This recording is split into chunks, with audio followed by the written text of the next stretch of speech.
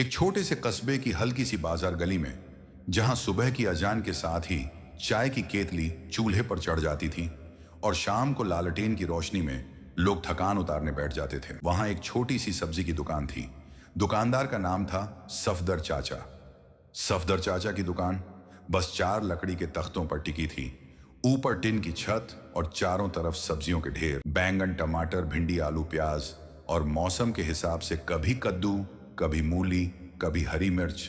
उनकी दुकान में कभी तौलने की आवाज तेज नहीं होती थी, क्योंकि सफदर चाचा हमेशा थोड़ा ज्यादा तौल देते थे और कभी ग्राहक से बहस नहीं करते थे।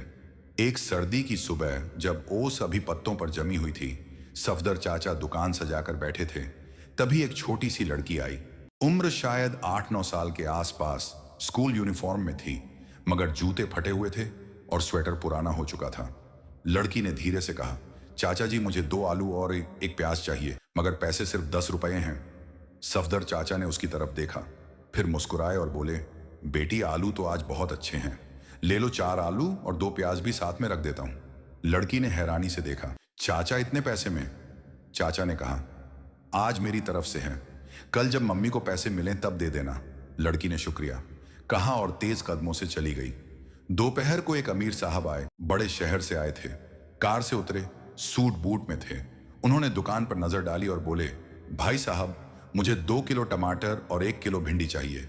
सफदर चाचा ने ताजा माल निकाला, तौला और बोले, साहब, कुल 60 रुपये। साहब ने पैसे दिए और जाते जाते बोले, सुनो, तुम्हारी दुकान छोटी है मगर माल अच्छा है, अगर मैं हफ्ते में 2-3 बार आऊं तो थोड़ा सस्ता कर दोगे? सफदर चाचा ने मुस्कुराकर कहा, साहब, जो माल अच्छा है उसकी कीमत बाजार तय करता है, मैं तो बस ईमानदारी से तौलता हूं। साहब हंसे और चले गए। अगले दिन सुबह वही छोटी लड़की फिर आई। आज उसके साथ उसकी अम्मी भी थी। अम्मी ने कहा, बेटा, कल आपने मेरी बेटी को ज्यादा सब्जी दी थी, आज मैं पूरा दाम देना चाहती हूँ। सफदर चाचा ने कहा, बहन जी, जो दिया था दिल से दिया था, आज जो चाहिए ले जाइए। अम्मी ने थोड़े से नोट निकाले और बोली, अल्लाह आपको बरकत दे। उनकी दुआ सुनकर सफदर चाचा का चेहरा और भी चमक उठा। कुछ दिन बाद उसी अमीर साहब फिर आए। इस बार उनके साथ उनका छोटा बेटा भी था। साहब ने कहा, सफदर, आज मेरे घर में मेहमान हैं, पूरी सब्जी तुम्हारी दुकान से चाहिए। सफदर चाचा ने सारी टोकरियां खाली कर दी, माल तौला, हिसाब लगाया और बोले, साहब, कुल 420 रुपए। साहब ने पैसे दिए और बोले, सुनो, मैंने सुना है तुम गरीब बच्चों को सब्जी मुफ्त में देते हो, क्या यह सही है? व्यापार में तो घाटा होगा। सफदर चाचा ने कहा, साहब, घाटा अल्लाह नहीं होने देता, जो उसके लिए दिया जाता है वह कभी बेकार नहीं जाता। साहब चुप हो गए और चले गए।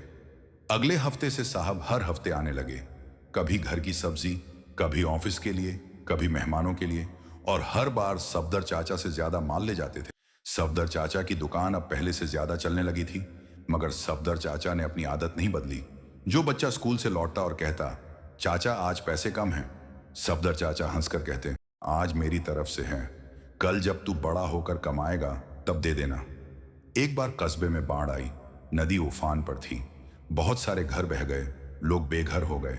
सफदर चाचा ने अपनी दुकान की सारी सब्जियां जो बची थीं उन सबको बांट दिया। जो लोग मदद मांगने नहीं आते थे, सफदर चाचा खुद उनके घर जाकर सब्जियां रखाते और कहते, यह बाजार से बचा हुआ माल है, ले लो, कोई एहसास मत करना। बाढ़ के बाद जब सब कुछ थोड़ा संभला तो उसी अमीर साहब आए। उन्होंने कहा, सफदर, मैंने देखा है तुमने कितनी मदद की है, आज मेरी तरफ से तुम्हारी दुकान के लिए नया ठेका है, मेरे ऑफिस की पूरी सब्जी तुम्हारी दुकान से आएगी। सफदर चाचा ने कहा, साहब, यह मेरी जरूरत से ज्यादा है। साहब ने कहा, नहीं भाई, यह तुम्हारी नेकी का इनाम है। समय बीतता गया। सफदर चाचा की दुकान अब कस्बे की शान बन चुकी थी। लोग दूर दूर से आते सिर्फ सब्जी लेने नहीं, बल्कि सफदर चाचा की बातें सुनने भी, क्योंकि उनकी हर बात में सुकून था। एक शाम जब सूरज ढल रहा था, सफदर चाचा दुकान के बाहर बैठे थे, तभी वही छोटी लड़की अब जवान हो चुकी थी, वह नर्स बन गई थी। उसने आकर कहा, चाचा, आपने मुझे बचपन में सब्जियां दी थी, आज मैं अस्पताल में गरीब मरीजों की मदद करती हूँ और उन्हें बताती हूँ कि नेकी कैसे की जाती है। सफदर चाचा की आंखें नम हो गईं।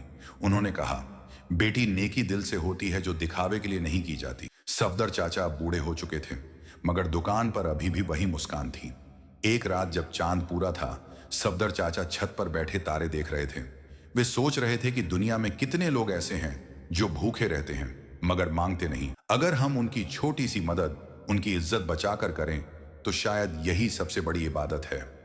उन्होंने हाथ जोड़े और दुआ मांगी, या अल्लाह, मुझे हमेशा ऐसा रखना कि मैं तेरे बंदों को सब्जी की तरह ताजगी दे सकूं, मगर उनकी दिल की इज्जत को कभी ठेस न पहुंचे। यह कहानी हमें सिखाती है कि सच्ची नेकी वही है जो लेने वाले की इज्जत को बचाए। दिल से दी गई मदद कभी व्यर्थ नहीं जाती, अल्लाह उसमें बरकत डाल देता है, और जो दूसरों की मदद अल्लाह की रजा के लिए करता है उसके पास असली दौलत होती है जो कभी खत्म नहीं होती।